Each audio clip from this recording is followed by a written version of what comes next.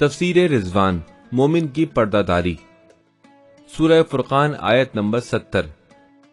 إِلَّا مَن تَابَ وَآمَنَ وَعَمِلَ عَمَلًا صَالِحًا فَأُولَئِكَ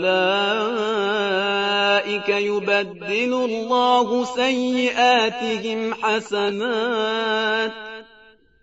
وَكَانَ اللَّهُ غَفُورًا رَّحِيمًا۔ سوائے جو لوگ توبہ کریں، ایمان لائیں اور نیک اعمال انجام دیں، اللہ تعالیٰ ان کے گناہوں کو نیکیوں میں بدل دیتا ہے، اور اللہ تعالیٰ ہمیشہ سے معاف کرنے والا اور مہربان ہے۔ امام رضا علیہ السلام اس آیت کے ذیل میں پیغمبر اکرم صلی اللہ علیہ وآلہ وسلم کی ایک حدیث بیان کرتے ہیں۔ قیامت کے دن پروردگار مومنوں پر ایک خصوصی رحمت کرے گا کہ پہلے انہیں ان کے گناہوں سے آگاہ کرے گا، پھر انہیں معاف کر دے گا، اس طرح کہ کوئی مرسل پیغمبر اور مقرب فرشتہ بھی ان کے گناہوں سے مطلع نہ ہو، اور پھر ان کے گناہوں اور ان کی غلطیوں کو نیکیوں میں بدل دے گا۔ شاید اہم ترین سبق جو امام رضا علیہ السلام کی اس روایت سے سیکھا جا سکتا ہے یہ ہو کہ اللہ تعالیٰ اپنی ساری قدرتوں اور حقیقتوں کے ساتھ اپنے بندوں کے لیے اس حد تک کریمانہ سلوک کرتا ہے کہ حتیٰ مرسل نبیوں اور مقرب فرشتوں کو بھی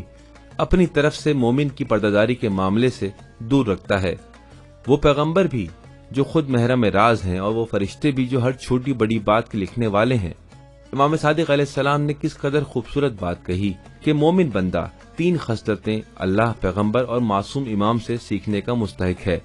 بس وہ صفت جو اسے خدا کی طرف سے اپنے اندر پیدا کرنی چاہیے یہ ہے کہ لوگوں کی عیبوں اور رازوں کو چھپانے والا ہو۔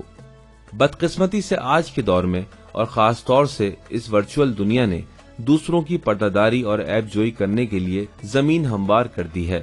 ایک ایسی فضا کہ جس میں اگر ہم محتاط نہ رہیں تو آہستہ آہستہ اس کے جال میں پھنس جائیں گے،